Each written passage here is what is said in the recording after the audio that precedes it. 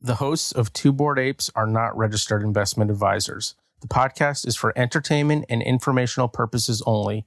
Nothing said on it should be construed as investment advice. Two Bored Apes talking NFTs, DeFi, and some random stuff. Two Bored Apes talking NFTs, DeFi, and some random stuff. Welcome to episode 35 of Two Bored Apes. I'm your host, Jamie, and I'm here with my friend and co-host, Roy. Roy, how are you? Trying to get more center on my camera. You're right there, Jamie, centering yourself. I'm well. I've had the customary extraordinarily large meal. We went out for Szechuan food. It was great. Now, were you inspired by our conversation in the last episode, or? No, not so much. Rachel went out to this place with some work friends or ex-work friends last week and was raving about it and wanted to go back. And so that was... What did you have? I love Szechuan food so much, so I want to know what you had. So I don't... I'm not going to be able to remember the names of the dishes, but we had... If you describe them, I might be able to tell you. Yep. There's the tofu one, which... Mapo tofu. I think it was Mapo tofu. There was a fish with just like a bunch of Szechuan peppercorns and some greens. There was like a fried chicken thing that was really excellent. And that's there was probably Chongqing. That pronunciation, by the way, might be terrible, but it's like CHONGQQING. Yeah, and then we had some ribs. And so like the intention actually, we got there and we were like, we're gonna order 3, and they're like, let's order some more and then have leftovers because you know that's the plan. And then we got about 60% of the way through, and I'm like, all right, I'm full. And then the other two, because it was Rachel and we had another friend, they like kept picking at it, and then we're getting closer and closer. I was like, all right, I'll take some more rice. And then I always end up with leftovers from Szechuan, and it's fantastic stuff the next day. Should I talk about what I just ate? Because I also just had lunch. If we're gonna do a lunch tangent, right. I guess yours wasn't lunch. I made tom yum soup. The end. Cool. Let's talk about this stuff though, right? We got big news. Yeah, this is like a recording the day after we already did a recording because such big stuff has just happened. We got to talk about it. So let's get right into the news of the week. And now, the Bored Ape Yacht Club section. Yeah, so because we're merging it into one at the same. I didn't think we should do it with that voice, but you've already made the decision for us. Yeah, for this episode, the news of the week and the Bored Ape Yacht Club segment are just going to have to be merged because all the big news is happening within the Bored Ape Yacht Club this week, it seems. So do you want to go back to the earlier thing or jump right into what just happened? Let's jump right into what just happened, and I'm sure we'll touch on the earlier thing because we touched yesterday. Yesterday we were finally told ApeCoin is officially coming out. It's coming out tomorrow, i.e., today. And now the listeners are listening to this a different day. So let me just backtrack a little bit. On the 16th of March, they announced that ApeCoin will be out on the 17th of March, and it is now the 17th of March as we're recording this. That's a lot of words and talking just to get this point across. But anyway, that happened, and I'm sick of talking, so now I'll let you talk. Yeah, I mean, this is it. ApeCoin is out. This was we've been talking about this basically every time we record one of these Bored Ape Yacht Club segments. We were told it would be in Q1. And that was getting late in the game. And I think there was some talk that, like, you know, their lawyers and regulatory blah, blah, blah, blah, blah just meant that maybe they were going to have to push it back. And I was starting to buy into it. I mean, we're getting pretty late in the game. 2 weeks left. With no updates. Although they don't usually give updates. They kind of just wait until they're pretty much ready to have something roll out. But yeah, it's here. They announced it yesterday, the 16th. And then they basically launched the website as well, apecoin.com, I'm pretty sure it is. Yes, it is. Yep. Which had a whole bunch of details about what it is, what it's going to do, how to claim it, what the allocation is going to be, basically answering, because there's been like wild speculation for many months about how it's going to be, what the distribution was, how are they going to like decide between whether mutants, how much do mutants get versus apes versus dogs and all of that. the ratio of apes to mutants, I feel like, was the biggest thing that people were kind of wondering about. And a lot of the speculation was basically that they would take their cues from the market and have that ratio be close to what the floor prices for those indicated. I was less confident in that idea because I think I sort of trust them to lead the way that they kind of think it should be led. But they also are, vocal about the fact that they want to continuously decentralize all of this and have it be more basically just in the community's hands. So in that sense, it does make sense for them to take their cues. And they did. They specifically said they basically looked at the floor prices over a 1 month period. I think it was like February 7th through March 8th or something like that. Yeah. And so that was how they got the ratio for mutants to apes in terms of the distribution. Now, do you want to get into the specifics? There's a lot to talk about. I'll just say a thing and ping pong off of you. But first off, one thing I found very interesting, only 15% of the allocation went to holders of Bored Ape Yacht Club, Mutant Ape Yacht Club, and the Bored Ape Kennel Club, which seems like sort of an interesting, savvy move if their goal is to expand the size of the community, but also a bit surprising. And for people that are sort of maybe short-sighted and selfish, not a big enough number. I thought I was surprised by how small it was, but I don't think it's necessarily a bad thing. Yeah, I actually haven't seen anyone complaining about it being too small or anything like that. Perhaps because just the straight up. I saw one or two tweets. Yeah. I think as well, it's if we go into a little more detail and look at some of the proposals that are staking proposal, on the discussion board, it sounds like there's a proposal for there to be, which is almost certain to get approved, a mechanism by which anyone can stake Bored Ape Yacht Club assets. So apes, mutant apes, dogs, paired with an ape, as well as ApeCoin, and then depending on what they stake and how much they stake, get a return of more ApeCoin. So it's like just you get this initial claim, but if you hold, so it's like incentivizing people to hold basically and stake early. That was actually another interesting thing, is that in the lead up, just so much speculation on Twitter. I think a lot of people were expecting it not to be something where it kind of just got dropped all at once in the way that it sort of did, even though, as you're saying, it's not all at once, but I think there was a lot of speculation that it would sort of be an immediately you stake and then you start accruing it, because so many of these airdrop tokens in other projects, when you just give it all away immediately, and then, theoretically you want to kind of build up the utility of the token over time. If the market's valuing it highly initially, it's so easy for people to dump it and rather than wait for, theoretical utility and stuff. But they also launched with like sort of a lot of launch partners and like news around it immediately. Whereas, stuff like SOS or Looks, the coin was out and it might have its one use within the governance of that protocol, or with Looks, in terms of the trading rewards. Whereas this, it was like we had multiple projects going. We have a game in the works that's going to use this. We have a game that's already out that's immediately using it. I didn't even know that. What game is that? It's an Animoca Brands game, something bananas. It's like a regular App Store game. And now, I guess, I'm not totally sure how it works, but I think specifically there's one NFT you can get. And if you have that in your wallet, the game basically becomes play to earn for your account. And then you will accrue ApeCoin as you play, I believe is how that works. And that's already live as far as I know. That's cool. Yeah. And then, as well as a bunch of the centralized exchanges just going, we're going to have it right from the get-go. Blasted them, yeah. Yeah, so that sort of thing was able to, in my mind, or, theoretically so far, because it's still early, counteract the concept of people just kind of immediately dumping. Yeah, and I've seen sort of on that note, some people comparing it to like, how is this going to be different to SOS, Gas, the airdrops, even ENS to an extent.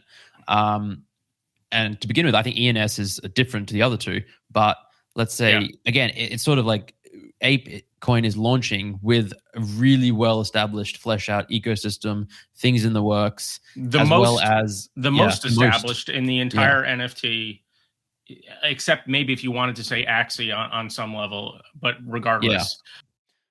They also they announced their board, like the people who are just like helping provide some oversight, at least to begin with, in terms of I think they wrote the proposals and stuff. Again, they're not deciding what happens with them. It's ApeCoin holders who get to vote on these, but they're just helping, be a little bit of just like an advisory board, basically. And it's packed. It's got Alex Ohanian, who is a co-founder of Reddit, and he's now a general Alex partner. Or Alexis? For some reason I thought Alexis. Alexis. Yeah. Alexis Ohanian. Do you know who he's married to, by the way? I do not. Oh, that's kind of pathetic of you. Continue. Well, who is he married to? Maybe the greatest tennis player of all time, Serena Williams. Okay, I did not know that. Now you do. Well, she's so good at tennis. Yeah. Anyway, continue. There's Amy Wu, head of ventures and gaming at FTX. Maria Bajwa, principal at Sound Ventures. Yat Siu, co-founder of and chairman of Animoca, which is obviously a huge thing. And then Dean Steinbeck, president and general counsel at Horizon Labs. So these are very well experienced heavy hitters in many respective industries and can bring a lot of value to the table, basically. Yes.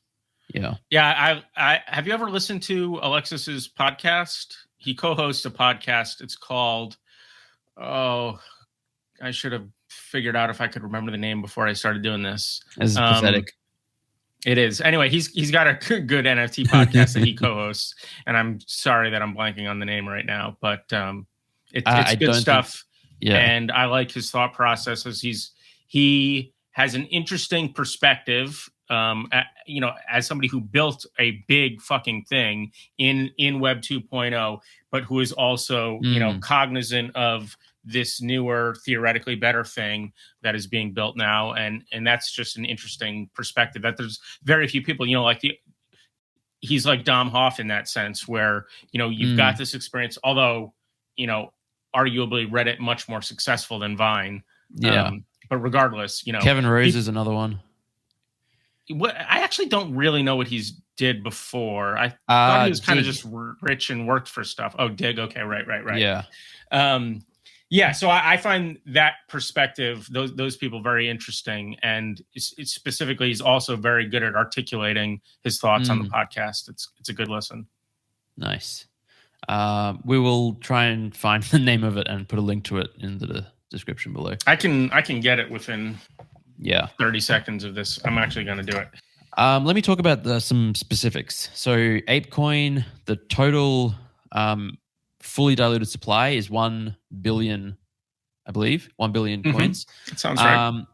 And roughly ape holders, like OG ape holders, were able to claim about 10,000 tokens. Mutants are about 2,000. And then if you paired each per each token, and then if you paired a dog with either a mutant or an ape, you got about just under 900. And the price has been fluctuating quite a bit, but it's sort of settled between about $7 to $8 for at least the last few hours. That's worth talking about, right? The floor price before the announcement yesterday to the peak before we were able to claim to now where it is, like that whole thing was huge. And for the NFTs themselves, I mean, Apes went from like 80-ish to 110 back down to 80 or something like that.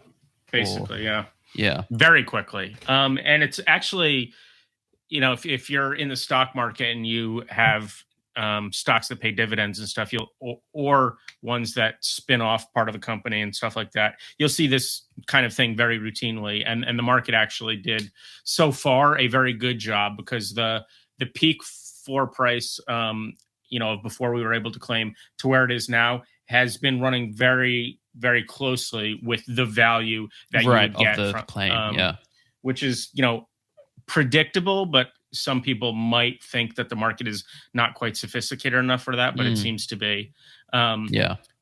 what else do you want to talk about? Because I still have plenty of other things I want to talk about, but the savvy stuff that these people were able to do with like sandwich attack, minor extractive value, that kind of stuff, and like these vaults, these liquidity pool vaults, all of that stuff is real interesting to me.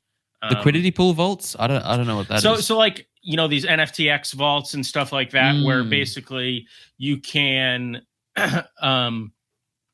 deposit an NFT into a vault or liquidity pool, although liquidity pool is sort of it doesn't matter. A collection of these, and you basically get a token that represents one random NFT inside of that. And then at a later time, if you want to, you can trade that in and get one random NFT from it. So it's like, it's just another way to provide liquidity. And occasionally the price of one of those tokens will like drop a little bit below the floor on, you know, looks rare and OpenSea. And then the smart people who want just a floor piece can get one from there, blah, blah, blah. But what someone was able to do on NFTX has one, and there's another site, and I'm sorry, I can't think of the name of it, that does the same thing. They were able to, within a single transaction, right after we were able to claim the ApeCoin, extract one of the apes from the vault, get their coins, put it back in, extract, and they took all of the ApeCoin for every single ape in it, and they ended up getting like somewhere between $400,000 to $600,000 worth in a single for like, you know, $400 worth of gas. Yeah. People are so smart. I know. And then all of the NFTs in the pool no longer had ApeCoin that you could claim because this one person did it.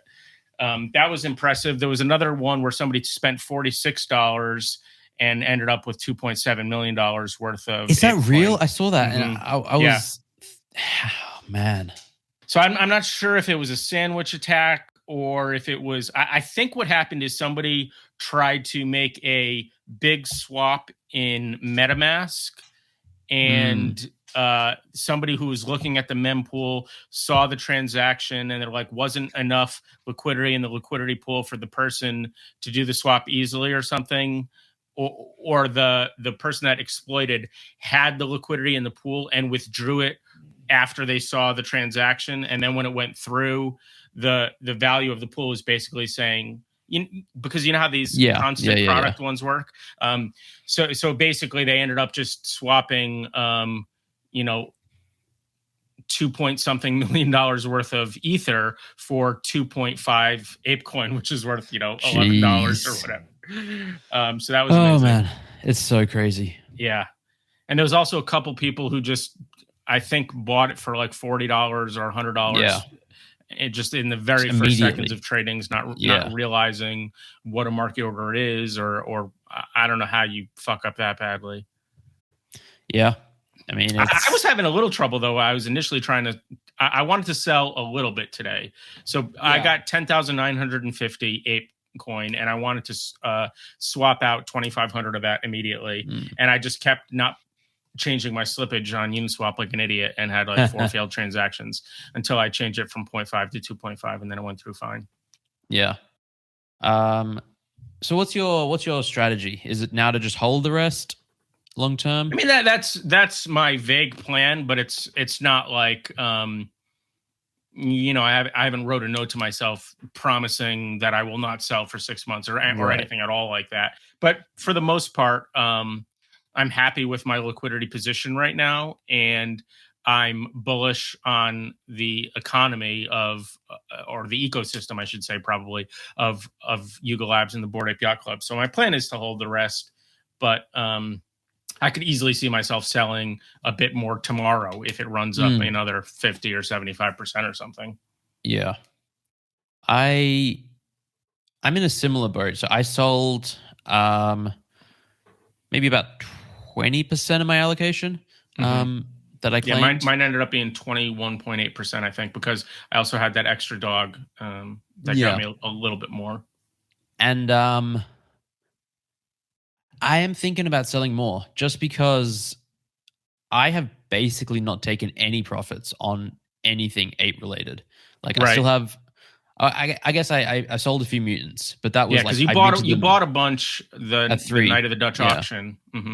and I flipped them for like between 5 and 7. So that was like, that to me doesn't seem like capturing the true value of these apes that I bought for 0.5. They're now 100 ETH, and now that have spawned off dogs and mutants. And anyway, I guess I sold 2 dogs at a certain point, but yeah, in terms of real value, like this was a huge airdrop, and I think it would be nice to take some profits. Yeah. It's definitely, I mean, that's a thing that people talk about so often with these NFT projects, is that when they give you some sort of airdrop, it gives you a way to take out some profits, get your money back, whatever the case may be, without having to sell the main NFT. And so far for this ecosystem, it sounds like you've done a little bit of that with the mutants and the dogs, but not timed perfectly, or not a big enough percentage. So this is just another good example. It's also, because this is a coin rather than an NFT, it's very customizable how much you can sell, which, excuse me, is very nice. Rather than having to sell the whole dog or not sell the dog at all, you can just sell some percentage of these coins, which is what we have both done here. Another thing that I'm thinking about is tax, and like thinking about it more now, because I mean everyone should be thinking about tax and being proactive about it and figuring out what the tax implications are of your actions, because just before you do them rather than afterwards. And my situation is going to change because we're planning to go back to Australia next year, and then it's like, do I want to sell? I don't know. It's another thing that I'm thinking about more now. You finally have a tax bill looming, basically, you're saying. I have a tax bill already. It's just it's not as significant because I've been holding so much, because if you hold for 12 months, it's tax-free in Germany and all that kind of stuff. Right. But from next year onwards, it'll be a much more significant. So, but as a resident of Germany, does that mean that if you did, I don't know what Australia actually considers a taxable thing, but if you had a regular ass job, like for instance, it doesn't matter, but if you had a job that was earning money, would they not be interested in the taxes just because you're living abroad? Yes, pretty much. That's amazing. America is so much more insistent on getting their taste than Australia. If I had just come here for 3 months and was earning, then because I'm specifically a resident, and I guess even more specifically a tax resident, so it's like there's this delineation. So when I left Australia, it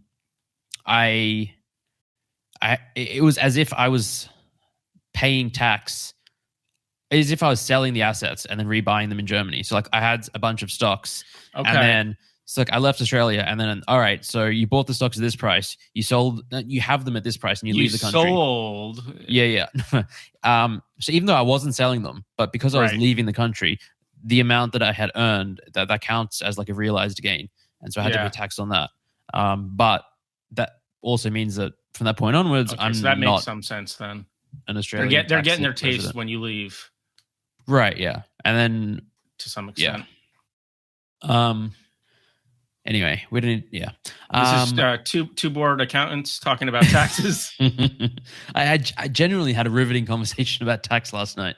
I mean, I doubt that, but I guess I'll take your word for it. What was riveting about it? Give us a recap. It was just, looking at the software, the crypto tax calculator is I spoke to the founder and looking at just it's getting closer to that magical piece of software that we all want, where you just plug in your ETH address. You plug in all your ETH addresses and all the exchanges, and it spits out a pretty good just interface showing of what you did, and then you can really break it down, and it was cool. And then also you can kind of sort by, you filter it in all sorts of ways and kind of find ways to optimize your tax bill. So say if it's coming up to the 12-month limit for long-term holdings, you can see when that is, and you're like, all right, maybe I'm not going to sell today. If I wait 2 months, I'm going to save it. Or I have these trashy NFTs. You can filter by unrealized losses, and then just say, all right, I should just list or sell these or burn these or whatever it is. Right. Which it seemed cool, and I'm excited to use the software just to check it out. Yeah. Riveting. Anyway, back to ApeCoin. Yeah, there's still plenty more There's we so can talk much. about. You want to talk about some of the proposals or look at the tokenomics of because we said 15% went to the holders, but there's what about the other 85%? We could talk about that. Yeah, let's talk about that. Where's the other 85% going? That's a great question. Let me scroll down here. So we got 62% goes to the ecosystem fund, which is basically the treasury of the DAO itself. 16% is going to a combination of Yuga Labs and the Jane Goodall Legacy Foundation, which is a charity that helps out, I guess, great apes or something like that. Because she was very big with like gorillas. I remember her being. I don't know how broad she goes in the simian category or whatever. Yeah. But yeah. And then 14% to launch contributors, which I guess is sort of like the board and the VC investors and stuff like that. And then 8% goes to the BAYC founders. So the four fellas that we know as Garga, Tomato, something and something. I saw a tweet today about how like ApeCoin is pretending like Yuga Labs and the founders are different entities, and I'm like, they're literally different entities. They are literally different entities. That's true. Yeah. It's if it was a Venn diagram, there would be an overlap in the middle of the four founders. But they're part of Yuga Labs, but Yuga Labs is much larger than just other things. Four of them for sure. Yeah. Anyway, I think 62% going to the ecosystem fund. So that's a hefty chunk. And so like at the beginning, you were saying how like 15% to apes seems like a low amount, but I think that's the initial claim. And then I think the idea is based on one of the proposals that some of the 62% will also funnel towards those ape holders who are staking. Yeah. Or you could sort of argue that if it just sits there, the 15% that you have, is allowing you to sort of govern that 62%, and you could almost subtract it because it's like we all own that 62.5% by virtue of being part of this. So the 15% of the remaining is a much greater percentage than 15 of 100. Yeah. It's probably also worth mentioning like the vesting schedules of the tokens that like Yuga Labs, the founders and the contributors have. It varies, but basically the lion's share of all of them are locked up for 12 months, and then they start to unlock on a monthly basis. Some of the launch contributors have an allocation that's unlocked up front. I'm just reading it now. Looks like 10 million tokens in total are unlocked up front out of 140 million that go to the launch contributors. So that's $100 million or $80 million at current prices. But then it starts vesting. I mean, in 12 months' time, I wonder if we'll see. I mean, the market will probably price in this sell-off anticipation. Right. Yeah. But that basically means that a ton of the supply is just not out there for trading. Like if you consider the ecosystem fund, that's not been claimed by apes. That's like it's in a treasury that no one has decided yet what to do with. And then all of this amount that's vested, there's actually not that huge of an amount beyond what the apes float, were able to so claim. To speak, is quite low right now. Yeah. If we look at like the fully diluted market cap value, it's like 1 billion tokens. The price of ApeCoin is like $8, $8 billion market cap. That's a lot. Like that's a freaking lot. It is, yeah. And you can, again, do the things that people like to do where you go, well, if you look at Dogecoin, if you look at SHIB, it's so cheap. And yes, if you compare it to something that is sort of unanimously agreed to be very overvalued, it looks less ridiculous. No ifs, ands, or buts about it. But that's probably not the best way to try and ascertain whether or not something is over or undervalued, I think. But I also think that the price is quite possibly not ridiculous. We talked about this in the group chat a little bit yesterday. I don't know how much you saw of me going back and forth with our one friend who's an ape fudder. But, we call all this stuff like Web3, right? And we believe that there are distinct superiorities in terms of what you can do here that you can't do in Web 2.0. And so I was basically just kind of talking in the chat last night about how, if that is true, if a lot of value that is currently flowing to the really big tech companies of Web 2.0, things like Google and Facebook, for instance, is now going to kind of come over to Web3 companies, there's just going to have to be, brands, protocols, all of these things that are worth like unfathomably large numbers of billions of dollars. I mean, Google is over $1 trillion company at this point, or I guess I should technically say Alphabet, which is the parent company of Google. But regardless, there's so much money out there, and the degree to which Yuga and Apes appear, I'm biased, sure we all are, appears to be executing on their plan and sort of setting the roadmap that others projects are just completely copying, is just it's night and day, and their lead seems so big that the potential for them to be enormous is there. And now again, we can also go back to I talked about this kind of thing with like ENS and some other things where governance is not the same thing as equity, right? So even if the company gets extremely large, it's not exactly the same thing as having ownership in Yuga Labs, where literally the royalties and the sales of future NFTs and stuff like that are going to you.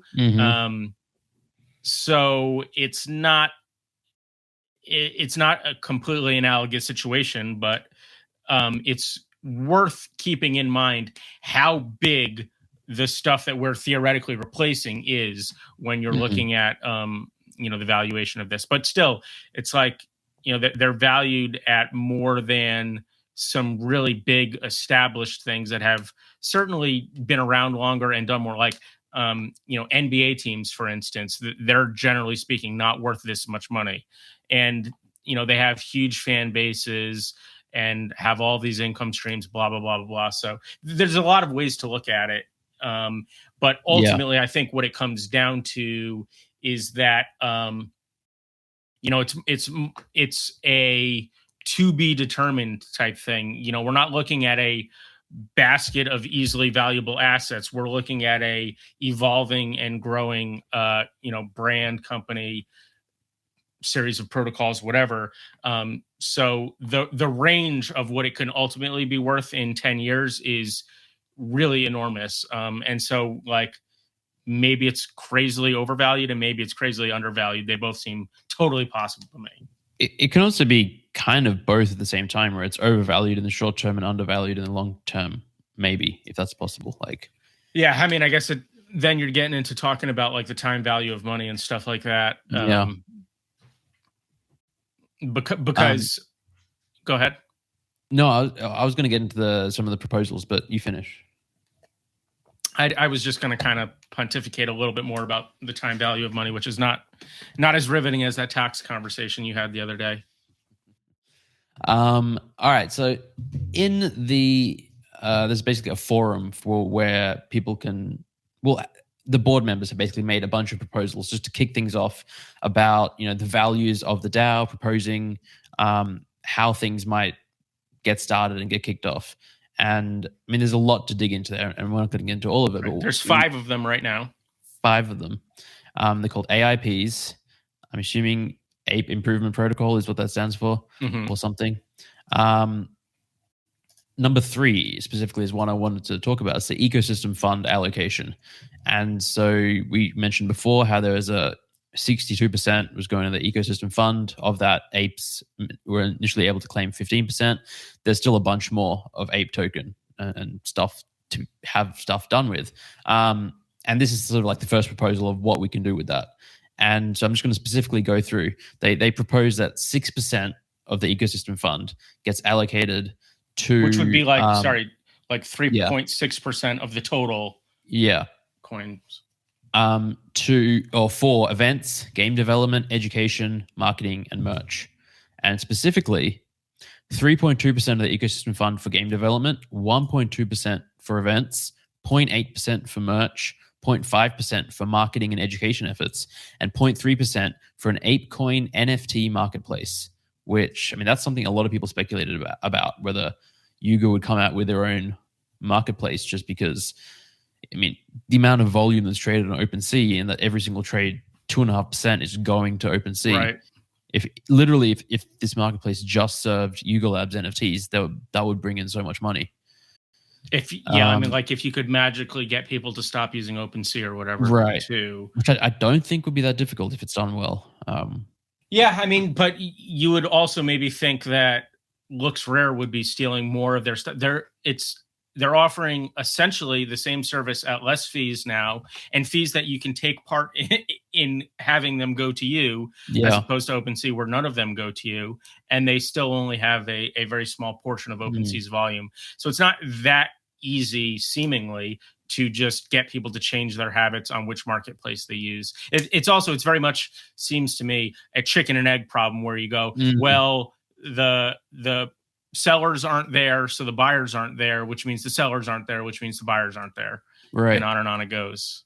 On that though, so I do basically all my buying. If I buy an NFT now, I use via gem.xyz because it's just cheaper than OpenSea or LooksRare in terms of gas, whether you're buying 1 or whether you're buying 10. And I'll notice, if I'm buying a bunch, because it's a marketplace aggregator, sometimes I'm buying from OpenSea, sometimes I'm buying from LooksRare. I'm not even going to OpenSea or LooksRare really to buy. Yeah. I'm going to Gem. So if you're going to sell, it basically behooves you to list on LooksRare as well as OpenSea, because again, you get rewards for selling. You get compensated. The fees are lower. It just, and I think we're going to see more and more of this as more marketplaces pop up. These aggregators are going to be where people conduct more of their activity. It's a whole other thing. I want to know, how are these aggregators making money? Are they making money? Are they going to monetize in the future? All sorts of other questions. But I think it's just they're great, honestly. Great tools. I saw a nice graph the other day, and I shared it with you, I believe, that basically showed the percentage of OpenSea's volume that LooksRare is doing, and it was kind of hovering at 2.5% or something like that. And then Gem added LooksRare to its product. So now when you're using Gem, you can buy NFTs listed on both OpenSea and LooksRare, whereas before it was just OpenSea. And it basically immediately shot up their percentage to 8%. Yeah. So that's a big step. And, that's a situation where, how I'm talking about it, it's a chicken and egg situation. That kind of gives you a little bit of chicken and a little bit of egg. I wish I wasn't using so much analogy, which is going to make, the other chickens and egg go, oh, there's some chicken here, there's some egg here, and on it goes. You get the idea. But do we? I think so. Even though the analogy is no longer helping, we all still, I think, know what I'm saying. This is the news of the weekend, Bored Ape Yacht Club check section, and we're talking about eggs and chickens. Chicken and egg. What else? We haven't even talked about Yuga Labs buying. Yeah, let's finish up on the ApeCoin thing and then talk about what happened a week and a half ago or something at this point. Yeah, time is so weird. Let's sit here for 15 seconds and just ponder if there's anything else we want to talk about ApeCoin. I got one more thing. Okay, there we go. Boom. It's the staking. So we've touched on it before about how there's this ecosystem fund and how if you have 15% of the initial, the entire 1 billion tokens was immediately available for claim. But there's a proposal now to take a significant percentage. I can't 17.5, I believe. 17.5%. Yep, that's right. To be distributed over 3 years for anyone that is staking any BAYC or ApeCoin assets. So if I'm remembering correctly, I didn't do a deep dive into it, but anyone can stake ApeCoin and get rewards. That's open to everyone basically who has ApeCoin. If you add any NFTs, so a Bored Ape, a Mutant Ape, or a dog paired with that, you get a multiplier, and you'll just be able to get better rewards. And and it's just a way to like incentivize early adopters, and just incentivize their participation in activities that benefit the entire ape ecosystem, and hopefully come up with proposals and ways to bring new people. That's the end goal, right? Bringing others into this whole ecosystem in a way that's additive and rewarding. Decentralizing the brand is something that they have been vocal about wanting to do, and that's a possible way to do it. It could sort of have the opposite effect, because you're talking about people that already have some stake in it getting more of it, but it's also a way to attract outside capital to join in and take part in it too. So it's, I mean, you kind of just have to wait and see, I guess, to see how it happens. I suspect it's going to be growing the ecosystem, because so many people who like ourselves who had some allocation of ApeCoin sold some, and presumably there's more people that are buying who aren't in the ecosystem. Like for sure right now the ApeCoin is increasing it, but then I'm talking specifically about the staking mechanism. Staking mechanism is definitely something that can increase centralization. But just because it by definition is saying the people that are already in are going to accrue more over time. It'll be interesting to see how this all plays out. Definitely. It's also, man, it's very interesting, and just the degree to which they are, sophisticated and working with other entities.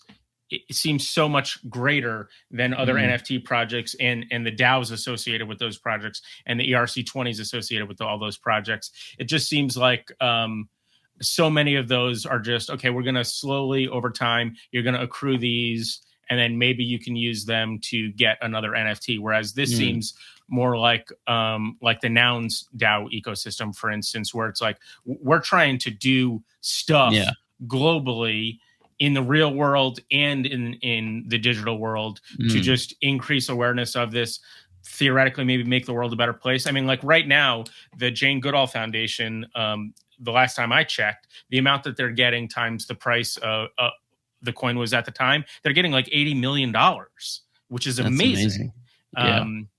So I feel like they are, and by the way, this is going to lead right into the thing we also wanted to talk about what they did with Larva Labs, but I feel like they're really just setting a huge example and are possibly like uncatchably far ahead in a lot of ways, and in a way that I really didn't think that they were until very recently. People talked about, will apes flip punks, will they not? And people had opinions both ways. I figured that they would, and they did, but then I also was figuring, well, surely something will be hot on their heels, but their ability to continually meet and exceed expectations and increase the size of the community is just fantastic so far. And I don't know how easy it's going to be for somebody to take the throne from them at this point. Yeah, especially after acquiring Punks and Meebits. That was just, if you look at the top volume over the last 24 hours or 7 days on OpenSea, the top 4 or 5, they're all Yuga Labs. It's Bored Apes, it's Mutant Apes, it's Meebits, it's Cryptopunks, it's Kennel Club. It's ludicrous. And obviously that's because they're in, all this news is happening right now, so it's all about them. But pretty much at all times in the top 10. If you went back 4 weeks, they would still have, 4 of the top 10 or something like that. Meebits, though, really, they had very, very little volume other than, for looks rare reward farming. Until this. It's So we haven't really spoken about it. We touched on it in the Twitter Q&A episode, but Yuga Labs acquired the IP to Punks and Meebits about a week and a half ago. Most of the the dev punks that they still owned. Yes, and stuff. which I think 400 or so, and 700 Meebits or something. I don't remember like what the numbers are, but most of those they also acquired. I know. Yeah, which is a lot. And the first thing that they did, basically the only other thing they did, was said, all right, we're now giving full commercial rights to all NFT holders, similar to the Bored Apes. Right. And they basically also said, where our plan for the most part is to be hands off and to listen to the community. But for right now, you've got your IP. Yeah. Which, yeah, I mean, there were mixed reactions from the community. I think some people were not happy with the fact that one central entity is now accumulating so much, I guess, power and market share. And I guess especially in conjunction with like the whole KYC thing a week before, it was like people like getting really spooked. And on the flip side, there's the argument, well, if you're a punk holder, you just have more rights now than you did before. And it's hard to from my perspective, it's hard to spin it as a negative thing for an individual punk holder that isn't aimed at Larva Labs. You know what I'm saying? Because Yuga only was able to get the stuff from Larva because Larva was willing to sell it to them. Right. So if you're upset that it got sold, you have to be, I think, mad at the people who had it and sold it. Yeah. So that's level one. And the level two is the only thing they've done is give you something that you didn't have before, which is full rights to the IP of your individual NFTs from the project. You know, there definitely has been some talk historically from punk owners about like execution risk and, you know, legality risk or whatever that they felt like punks were very immune from because Larva Labs wasn't doing anything with them and had no roadmaps and all this stuff. And it was maybe just art or just a historical collectible or whatever the case may be. So, you know, they can kind of fear that in the future, maybe that kind of stuff is going to creep in, and that's reasonable. But right now, they being Yuga Labs has said, we're not planning on doing stuff with these other than just giving you the IP. But, you know, if you're cynical and we're on team Larva Labs and punks and anti-Yuga from the jump, it's sure you can spin it to be a negative. Yeah. I think another concern it sort of just made people realize that this is now a possibility. Like these acquisitions, these mergers, they're going to happen more. And there's some people who are afraid that what if Disney comes along and wants to buy Yuga for $10-20 billion? Now all of a sudden they technically own the intellectual property. And because we don't actually own the IP to our apes. We just have a license that allows us to use it for full commercial rights. Right. So there's a bit of a distinction there. And that means that, if Yuga Labs gets sold, the IP can get sold, and then the new person who owns it, we would have to enter into a new intellectual property licensing agreement with them, I believe. And hopefully Yuga would not sell. If they did, hopefully it would be to someone who honored all that kind of stuff. But it's so just like a possibility. Yeah. When Larva sold to Yuga, it increased the amount of rights you had as an individual holder, but theoretically, other acquisitions, it could go down. And that's a valid concern from random people. There's also just,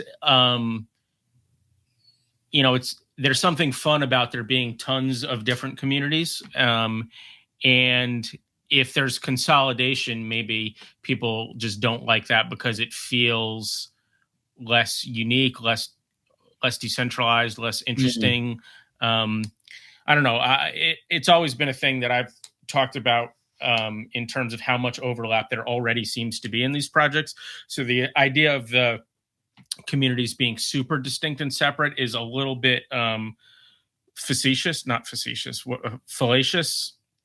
Is that a word? It's false. It's a fallacy, right? Fallacious, I think, is a word that means that because so many of the people that are, you know, in this community are also actually just a part of that community. but because there's not that many of us still in these NFT profile picture communities. There really isn't. That's crazy. Are we about ready to wrap up and head into the art block segment, though? We've been talking about apes in the news for a while. I mean, I could talk about apes a lot longer, but we should probably move on and save. Yeah, we can talk about more stuff in the next episode. Yeah. Big stuff coming. And one of the biggest that people have been waiting for has finally happened. ApeCoin's here. ApeCoin's here. Bored Ape Yacht Club. News of the week. Bored Ape Yacht Club. Art blocks. Art blocks. Now, Roy, I learned something yesterday about art blocks. Would you care to hear it? I would. I like hearing about art blocks. Okay, let me just click a couple buttons here and find. Would have thought you'd be more prepared for a professional podcast recording. So can you pull up an Art Blocks live link? Stop laughing. I can. An Art Blocks live link of an Entre Tiempos for me. Possibly the one that I own, but it doesn't have to be because it doesn't matter. What number do you own? Mine is 114. Oh my God. I just randomly clicked one and it's owned by you. 998. That's funny. Oh. That's that's a thing. I think I have like 8 of them. So this is a thing I didn't know, but maybe you already know it and it's not going to be as interesting to you. But pull that up. And for our listeners here, Roy's looking a little bit stupid and unable to get. I was searching, but I had the staging website up because we were going to talk about the upcoming curated drop, and then it just didn't have Entre TM posts. Yeah. All right. Now, what number again did you say? It doesn't matter. Mine is 114. It is a nice one to look at, but you can pull up any of them for the thing that I'm about to reveal. Share screen. And apologies to the podcast listeners. Share this window. And then okay, so you've got that up. I'm going to open up yours now. Okay. It's rendering for the people that are only listening instead of watching and listening. If you want to watch, we're on YouTube. We are on YouTube. Link in the description. I don't know if we're on Spotify yet. We should talk to our people about that because they also do video podcasts there. Huh. Okay. Anyway, what are we looking at, Jamie? So we're looking at my beautiful Entre Tiempos. It's just about done rendering. Now, can you do something for me, Roy? You have that tab open. Type the word reveal. Whoa. So it just completely changed, like color, background, everything. Yeah, it's just basically every piece is actually 2 pieces. And I literally did not know this until yesterday. That's amazing. I knew that there was some secret, like there was like hinted in the description, like, right, you know, you can reveal, but that is wild. Yeah, I did not know this. And so now I feel like I'm going to have to look, you know, I had said when I bought this one that I had only gone through the first 200. So I still have another 800 to go, but now even those 200, I have to look at the alternate one for each one of those too, basically. I think I'm going to be buying more of these pretty soon. What was the number you said mine was? Was it 998? Yes. All right, this is mine then. And now reveal.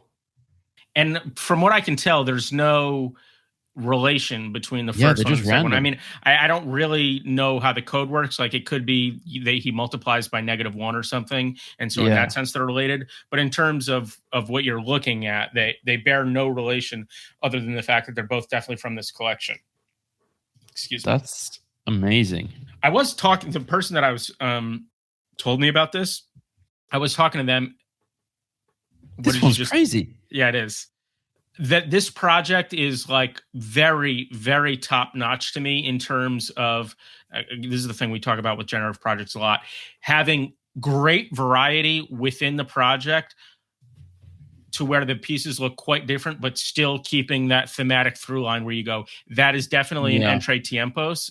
It's just fantastic at that, I find. So much variety, and yet you definitely go, oh yeah, that's from that project. That's by that artist from that project. And it's quite affordable still. 0.3 is the floor. Yeah. You have And each two piece of is them? actually two. I have one. Yeah, you have one. Yeah, but I don't like these black and white ones. Yeah. I'm gonna I'm pull not up as much a black and 598. white guy, but they're rare enough in this collection that they're at least noteworthy. Shout out to D-Boke, man. Right. There's some great yellow ones in this project. But I only kind of just wanted to tell you about this, and now we're getting stuck looking at them, which again, I'm glad you shared. Yeah, that's really it's very awesome. Interesting. But we should probably at some point transition into talking about the upcoming curated drop, which we have not had one in a while. This one's coming out, I believe, Monday the 21st. Does that sound right? Does sound right. Yeah, Monday the 21st. I'm looking forward to it. The palettes from it are right up my alley.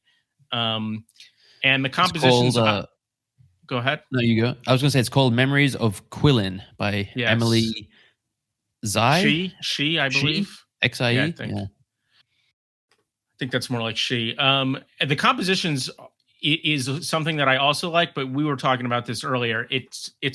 They do have somewhat of a sameness to where like the biggest or most rare or whatever types of adjectives you want to use as compared to the ones on the other end of that spectrum are still pretty similar in terms of like the compositions and stuff, or like how representative it is versus how abstract it is. Mm-hmm. But other than that, I think it's a really great looking collection. Yeah, it's great art. It's really, really cool. And the description of it is interesting and sort of accurate in terms of what art it is sort of built on. You know how we're all standing on the shoulders of giants or whatever, and people that are making art today obviously have many centuries of art that they are able to analyze and absorb before they start making their own art. I'm gonna read the description. Is it the same here? Yeah. Memories of Qilin is a code-based generative art project inspired by traditional East Asian art. It channels the sense of movement and fluidity found in the region's classical paintings while drawing from the colors, patterns, and forms of woodblock. Specifically, the project explores the concept of folklore, evoking the mythological imagery of dragons, phoenixes, flowers, and mountains. The title references a fabled chimerical beast within East Asian mythology. While the Qilin is its Chinese name, it is also known in Korea as the Grin and Japan as the Kirin, that represents prosperity and luck. Viewers are invited to interpret elusive forms that verge on representations. As with the stories passed on through generations, each piece is imagined, organic, and ever in flux. The project employs a wide variety of techniques, including masking, geometric design, a simple physics engine, noise fields, and image processing, among other methods. It is programmed in P5.js. Do we know how big the collection is going to be? I think 1,000, but it's a very common number for them these days. Yeah. But I don't remember seeing it. I didn't look too hard. Yes, no, you're looking at entry tempo still. Yeah, tempos. Yeah. 1,024 is what they have at the sample, the test thing. Yeah. So that'll also probably be what they go for. Yes, I'm going to quickly check the Artblock Discord as well. But yeah, I mean, I agree. The color palettes are just really fantastic. I love the texture and everything. My favorite color combinations in art basically are blue and like a dull orange bordering on brown. And they really have some nice ones in this collection that are leaning heavily into that. It seems to be one of like the top 4 palettes or whatever in the collection. So I'm very excited about it. I'm almost certain to be minting this project, which is not something I can always say. That is, yeah. I'm feeling a bit more liquid lately too, which helps. Yeah. I'm finally basically ready to pay my tax bill. I have a vague number in mind, and I've got the money set aside, so I'm ready to start freely doing stuff with my ETH again in a way that I haven't been able to in a long time. That looks great to me. Yeah, this is stunning. Yeah. This would look great printed as well. For sure. Jake Rockland has been talking about doing some sign prints of some of his stuff. So hopefully I can get number 112 of Stipple Sunsets printed out. That would be amazing. I kind of want to get one of these plotters. Have you seen any of the videos of plotters drawing like Zancan stuff? They look really, I kind of really want cool. one now. It seems like a fun, nerdy thing for me. And now we're coming back to a recurring segment in the podcast where Roy shops for the Subicas, or at least looks at them. Yeah. I got to make actually a list. You know, like I was talking about how I did with Entre Tiempos, Asemicas. I want to find my favorite looking article pieces so I can just kind of continuously bid on them and try to acquire one at some point. I'm having so much fun collecting art these days. It's awesome. I think I might still need to get a Garden Monolith or at least more Lush Temples. They're expensive, but if I compare them to the F NFTs, they're still not that expensive. And there's only 256. That's a small collection. The Gardens Monolith? Yes. Yeah. Yeah. And boy, do they look great. They do look great. I bought some Lush Temples the other day. Nice. Yeah, they look amazing as well. He has a couple NFTs on F as well. He basically has like an oak tree that I think this is what happened. He photographed an oak tree and then basically sort of recreated it with generative art, plus added some like below ground imagining of like the roots and stuff. Mm-hmm. And then it's kind of like a grid layout. So if you have like all 16 of them, it basically recreates the thing. And he actually has that on his wall in his house. It's very cool looking. That's awesome. I follow him on Instagram. Yeah. There's a lot of great art out there. There's so much. It's kind of staggering. So much. Yeah. Yeah. All right. Anything else on Art Blocks? Not specifically. I wouldn't mind talking a touch more just about my plans on collecting going forward, just because it's slightly top of mind now. I think I remember when we were doing the year-end one, I was talking about sort of my plans for this year, and it was, to largely transition into being more of a collector of the stuff rather than someone who is, appreciative of the art and buying sort of for the art, but thinking that largely I'm buying this where I like the art because I think the idea that me liking the art means I'll be able to potentially sell it for more in the future and kind of keep stacking F that way. Whereas now I feel like I've kind of stacked the F and now I can just use that to buy the art that I just flat out just want to hold. And, of course, my financial position may change. People might offer me FU money for a piece or whatever, and I can sell. But ultimately, I'm just working on building my collection now. And so I really want to study these collections, because so much of my NFT buying has just been floor buying or going like, let me look at, the 10 pieces closest to the floor and find one I like within there. Whereas now I'm happy to just kind of go through all these collections. And this is something I've already done for some. For instance, the Fragments of Infinite Field and Dreams. I already have lists of my favorite from the collection, and I'll just continuously bid on them at, some below 4 price and hope to acquire pieces over time. But I want to do that for more and more collections at this point now. That's what I'm looking to do. And specifically, I would, for the most part, like to try and acquire one piece that I really like from as many curated collections as I can get myself into. And I guess at this point, it seems like aside from Fidenzas, Ringers, and Elevated Deconstructions, probably, it's feasible for me to acquire basically one of everything. Except like, if I started to actually do it to get one Unigrid plus one archetype plus one subscape, I couldn't really do that, but I could certainly get like one of any individual ones of those pretty high priced ones. And then there's, again, we were just looking at like Parabellums. I don't have one of those, but those are very cheap right now.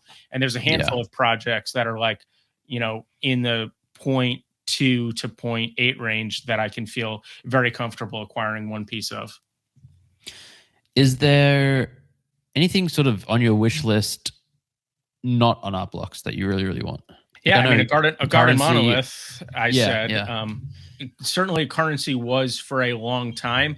So the artist who I told you guys that I bid on one of his super rare pieces, I made my first super rare account. I say first, like I'm going to have more. I made a super rare account to bet on his. I would love one of his. And there's a couple other artists. Jack Cato, I believe, is another artist name whose work I really like. This early worm person has some interesting art. It's also interesting because it's not like the art that I tend to gravitate towards usually. But it is really interesting and evocative. There's also that pixel artist that does a lot of Japanese stuff, Grant Ribbon's stuff, who we looked at a couple episodes ago. There's actually a lot of non-art block stuff, but for the most part, those ones are all at prices that are very difficult to acquire already. Whereas a lot of these art blocks projects that I don't have a piece yet are still, even though they're curated, still very much within my range. And again, also have this fun thing to where, because they're these generative collections, there's hundreds of them. So I can really pick a specific one that appeals to me more than the rest of the collection in a way that, if I wanted to acquire one of these ones from these artists that are really growing in popularity and floor prices, I kind of just have to bite the bullet, buy the cheapest one, kind of thing. Yeah. The generative art is just so cool. Art blocks it's amazing. Yeah. FX Hash is amazing too at this point, right? FX Hash is amazing, yeah. Yeah. And there are other generative art platforms, like a bunch of them on ETH mainnet and on other platforms that we have not really explored that much of, but yeah. And there's also people that are just doing it kind of by themselves, right? With not. I think at this point, more and more of them are releasing a collection on one of them. For instance, like a guy who's generative art I collected, Crypto Bauhaus. I had some of his stuff a long time ago. I still do. I have both of the ones that I bought. But he was basically just kind of independent, so to speak. But then he recently got a factory project onto art blocks. So, as there's more and more places, and if you've already established your name or whatever, it's not hurting these people to also have stuff on the platforms. Like a lot of, we've talked about this, but a lot of the art blocks artists, so to speak, also have stuff on FX Hash now, and they also have stuff there's just lots of places to mint your own artwork at this point. So I think that people are having fun having their art in lots of different ecosystems, so different collectors can be exposed to them and all that. They can try different price points, different mint sizes, all that good stuff. Yeah. And a lot of people tend to complain about, these artists are diluting their work. They're releasing too much. There's too much supply. But if you look at some huge artists throughout history, they release thousands or tens of thousands of physical prints. Did you see the tweet that was talking about that the other day, where they said like Andy Warhol has 20,000 pieces out there or something? Yeah, exactly. And it's just like, obviously it's It's also a thing to where, like, if you're worried about them diluting their thing or whatever, it's like, okay, if your concern is that I'm buying this for financial purposes and they're going to increase their supply, fine, don't buy their art. But they are an artist creating art, and if you are buying it not for art, you have different incentives from them. So it's not their job to release their art in a way to make you money. I mean, like some of the reactions when art blocks moved over to Dutch auctions were so funny. The level of entitlement that people had built up and going, well, if I mint a curated piece, I should be able to flip it for profits immediately. Like, what are you talking about? Like, what are you talking about? Yeah, that's wild. Yeah.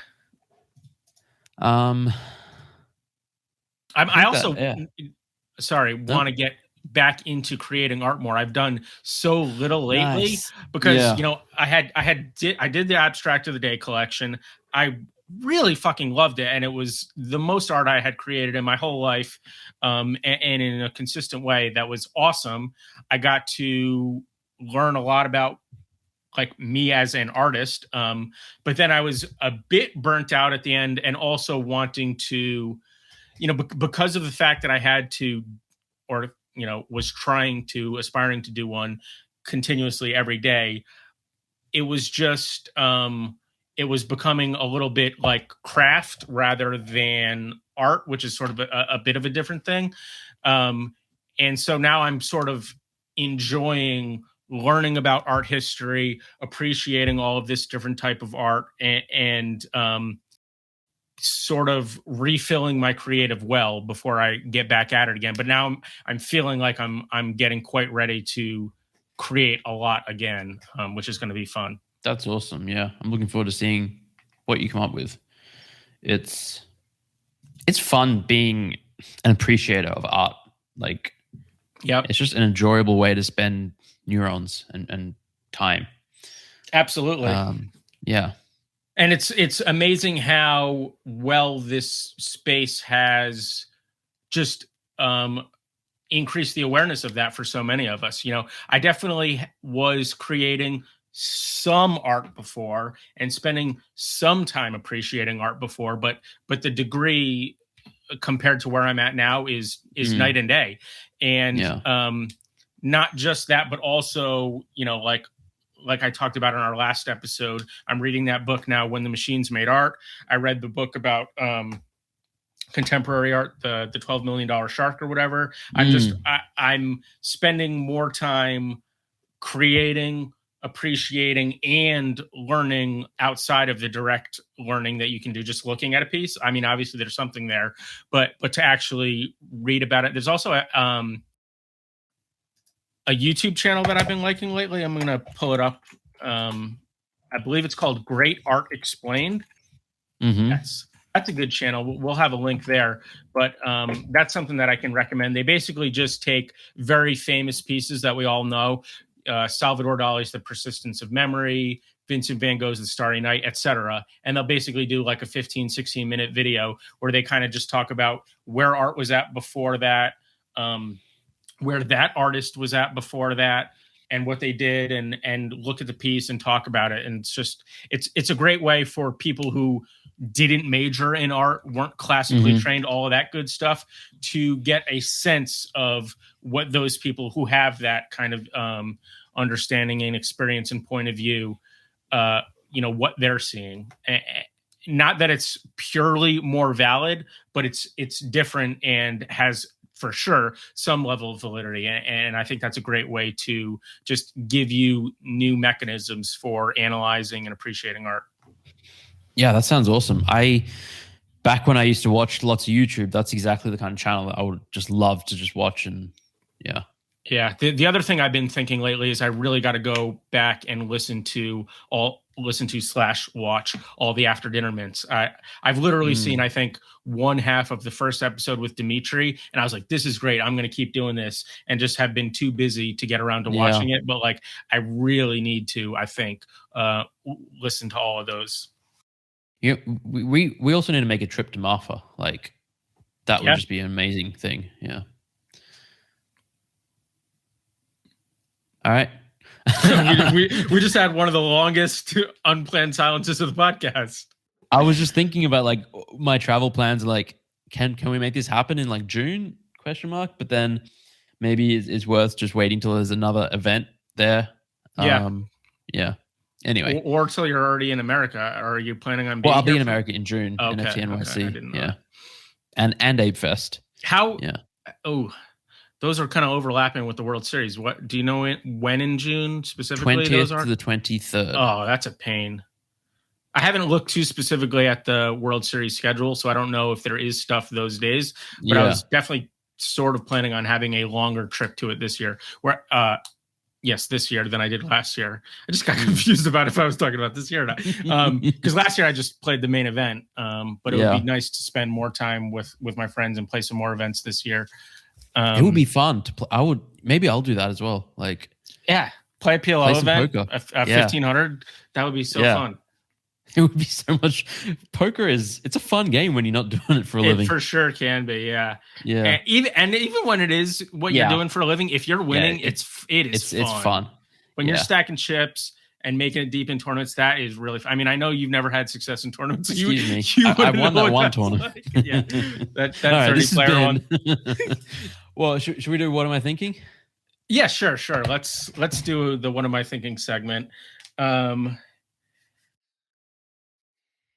Let's see. Now, listeners who don't know what this is, Roy and I are going to think of a word and try and guess it and blah, blah, blah. You'll figure it out.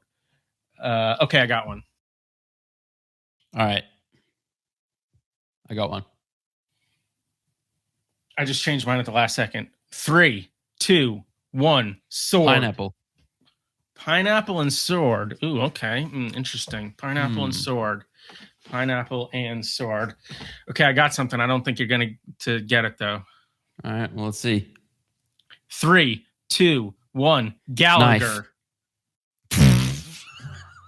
What? Do you know who Gallagher is? No. Oh, that's funny.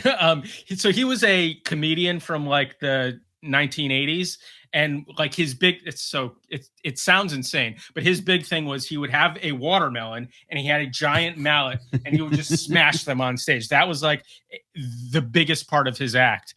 And somewhat routinely, people would like literally have chunks of watermelon fly out and like fracture their cheekbones in the first few rows of the audience. And it turns out he's also kind of like a wild, like racist homophobe, but that's besides that's less funny. So now we have to go between Gallagher and knife. Yes, Gallagher and knife.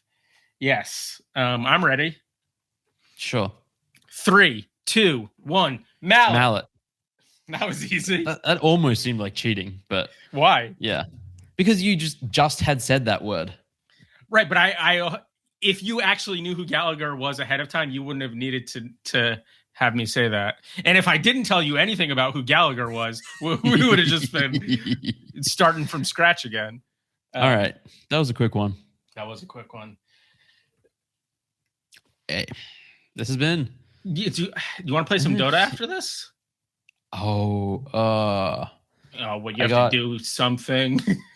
I have an hour and 15 minutes. Yeah, so I can play obligations. Okay, yeah, let's go play some Dota. But I can play one game of Dota. Maybe should we get listeners to play with us too at some point? That could be fun. That would be fun. That would be fun. Right. Go to the Two Bored Apes channel in the Zen Academy Discord if you play Dota and let us know. Maybe we'll play a game with you sometime. That could be fun. Yep. Sounds good. Oh, what? Someone apparently there's a really cool Discord bot integration that I think is like from Discord themselves to play like in-game games, in-server games, and one of them is chess. And so we could just maybe just have chess games running within the Discord. Oh, I didn't know that. And there's like point systems and other games and poker and yeah. Oh, did you want to tell the listeners about how I beat you in a game of chess the other day or no?